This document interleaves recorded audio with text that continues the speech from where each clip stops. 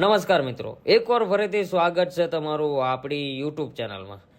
જો મિત્રો, બેંકમાં સરકારી નોકરી મેળવવાનું સપનું તમે જોઈ રહ્યા છો તો આજનો આ વિડીયો તમારા માટે ખૂબ જ મહત્વનો છે, કારણ કે સ્ટેટ બેંક ઓફ ઇન્ડિયા એટલે કે SBI દ્વારા junior associate customer support and cells, જેને આપણે SBI ક્લર્ક તરીકે પણ ઓળખીએ છીએ, તેની 2026ની ભરતીનું નોટિફિકેશન બહાર પાડી દેવામાં આવ્યું છે. અને ખાસ કરીને ગુજરાતના ઉમેદવાર માટે પણ એક સારી તક છે, કારણ કે ગુજરાતમાં સૌથી વધારે જગ્યા પર ભરતી બહાર પાડવામાં આવેલી છે. તો મિત્રો, આ વિડીયો આપણે SBI ક્લાર્ક રિક્રુટમેન્ટ 2026ની સંપૂર્ણ માહિતી જાણીશું, જેમ કે કેટલી જગ્યા છે, ગુજરાતમાં કેટલી જગ્યા છે, કોણ અરજી કરી શકે છે, ઉંમર મર્યાદા શું છે વગેરેની A to Z માહિતી તમને આજના વિડીયોમાં જોવા મળશે. તો વિડીયો છેલ્લે સુધી જોવા વિનંતી, અને જે લોકો આપણી ચેનલમાં નવા હોય તો પ્લીઝ આ ચેનલને સબસ્ક્રાઇબ કરી લ્યો, બાજુમાં આપેલા બેલ આઇકન પર ક્લિક કરી લ્યો, જેથી જ્યારે ઉપર નવો વિડીયો અપલોડ કરું તો નોટિફિકેશન સૌથી પહેલાં તમને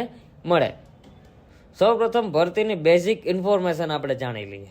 રિક્રુટમેન્ટ ઓર્ગેનાઇઝેશન જે સંસ્થા છે એ સ્ટેટ બેંક ઓફ ઇન્ડિયા એટલે કે SBI દ્વારા આ નોટિફિકેશન બહાર પાડવામાં આવ્યું છે. પોસ્ટની વાત કરીએ તો પોસ્ટ રહેશે જુનિયર એસોસિએટ, જેને આપણે SBI ક્લર્ક તરીકે પણ ઓળખીએ છીએ. એપ્લિકેશન ફોર્મ છે તમારે ઓનલાઈન ફિલઅપ કરવાનું રહેશે. પરીક્ષાની તારીખની વાત કરીએ તો સપ્ટેમ્બરમાં પ્રિલિમ એક્ઝામ લેવામાં આવશે અને મેઇન છે એ નવેમ્બરમાં લેવામાં આવશે. હવે આપણે સેલેરીની વાત કરી લઈએ તો SBI ક્લર્ક માટે પે સ્કેલ છે 24,050 રૂપિયાથી શરૂ થાય છે, જે 64,480 રૂપિયા સુધી મળવાપાત્ર રહેશે. આ ઉપરાંત મિત્રો, નિયમ પ્રમાણે વિવિધ એલોવન્સ અને બેનિફિટ પણ મળતા હોય છે. એટલે કે SBI ક્લર્ક માત્ર સારી વેકેન્સી જ નહીં, પરંતુ લોંગ ટર્મ બેન્કિંગ કરિયર માટે પણ એક સારી તક છે. તો ઉંમર મર્યાદામાં જે છે એ ઉમેદવારની ઉંમર ઓછામાં ઓછી 20 વર્ષ અને વધુમાં વધુ 28 વર્ષ હોવી જોઈએ. ઉંમરની ગણતરી છે એ 1 એપ્રિલ 2026ના આધારે કરવામાં આવશે, અને ઉંમરમાં જે છૂટછાટ છે એ સરકારશ્રીના નિયમ મુજબ લાગુ કરવામાં આવેલી છે. વાત કરી લઈએ તો એપ્લિકેશન ફીસમાં જનરલ, OBC અને EWS કેટેગરીના ઉમેદવાર માટે 750 રૂપિયા ચલણ છે, જ્યારે SC, ST, PWD અને એક્સ સર્વિસમેન માટે કોઈ પણ ફી રાખવામાં આવી નથી, અને આ ફી છે તમારે ઓનલાઈન ચૂકવણી કરવાનું રહેશે. એટલે આ ભરતીમાં મેલ અને ફિમેલ બંને લોકો એપ્લાય કરી શકે છે. ઘણા લોકોને એવું હોય છે કે SBI ક્લર્કમાં કામ શું કરવાનું રહેશે. ઘણા વિદ્યાર્થીઓને એવો પ્રશ્ન હશે, તો એવું તમને જણાવી દઉં કે જુનિયર એસોસિએટ તરીકે તમને બેંકમાં કસ્ટમર સપોર્ટ અને સેલ્સ સંબંધિત વિવિધ કામગીરી કરવાની રહેશે, જેમ કે કસ્ટમર સર્વિસ, બેંક એકાઉન્ટને રિગાર્ડિંગ જે કામ આવે છે એ કાઉન્ટર સંબંધિત કામ, બેન્કિંગ પ્રોડક્ટ વિશે ગ્રાહકોને માહિતી આપવી, કસ્ટમર રિક્વેસ્ટ હેન્ડલ કરવી અને બેંકની વિવિધ સર્વિસમાં ગ્રાહકોને મદદ કરવી. એટલે જો તમે બેન્કિંગ સેક્ટરમાં કરિયર બનાવવામાં રસ છે તો SBI ક્લાર્ક ખૂબ જ સારી એવી તક છે. તમને જણાવી દઉં, જો મિત્રો ફોર્મ ભરતી વખતે એક વાત ખાસ ધ્યાન રાખજો, ઉમેદવાર માત્ર એક સ્ટેટ અથવા એક યુનિયન ટેરિટરી માટે જ અરજી કરી શકે છે, અને જે સ્ટેટ માટે અરજી કરો છો તે સ્ટેટની લોકલ લેંગ્વેજનું જ્ઞાન હોવું જરૂરી છે. એટલે ગુજરાત માટે તમે અરજી કરો છો તો ગુજરાતી ભાષા તમને આવડવી જરૂરી છે. તેથી સ્ટેટ પસંદ કરતી વખતે કોઈ પણ પ્રકારની ભૂલ ના કરતા. તો મિત્રો, આપણે હવે આ ભરતીમાં સિલેક્શન પ્રોસેસ કેવી રીતના હોય છે એની વાત કરીએ તો અહીંયા સિલેક્શન પ્રોસેસ છે એ 3 સ્ટેપમાં કરવામાં આવે છે, જેમાં સૌપ્રથમ પ્રિલિમ્સ એક્ઝામ જે આવે છે એ દરેક વિદ્યાર્થીઓએ આપવાની હોય છે. ત્યાર પછી મેઇન એક્ઝામ, જે પ્રિલિમ્સમાં જે વિદ્યાર્થીઓ પાસ થાય છે એમને જે મેઇન એક્ઝામ માટે છે એ બોલાવવામાં આવે છે, અને મેઇન એક્ઝામમાં જે પાસ થાય છે એમને લોકલ લેંગ્વેજની જે ટેસ્ટ આવે છે એ માટે બોલાવવામાં આવશે. ગુજરાત માટે પસંદ કરેલી ભાષા ગુજરાતી છે, એટલે ગુજરાતીમાં અરજી કરતા ઉમેદવારોએ ગુજરાતી ભાષાનું જ્ઞાન હોવું જરૂરી છે. એમ તમે જે તે સ્ટેટમાં એપ્લાય કરો છો એ સ્ટેટની લોકલ લેંગ્વેજ તમને આવડતી હોવી જોઈએ.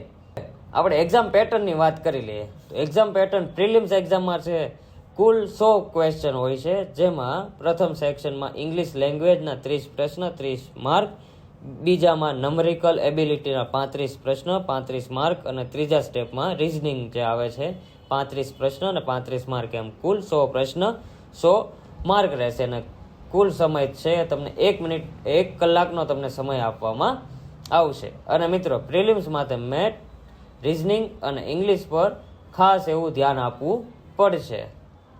ત્યાર પછી પ્રિલિમ્સ પાસ કર્યા પછી મેન્સની વાત કરીએ તો મેન્સમાં જે છે મુખ્યત્વે general financial awareness, general English, quantitative aptitude અને રિઝનિંગ એબિલિટી અને કોમ્પ્યુટર એપ્ટિટ્યૂડ વિષયોની પરીક્ષા લેવામાં આવશે.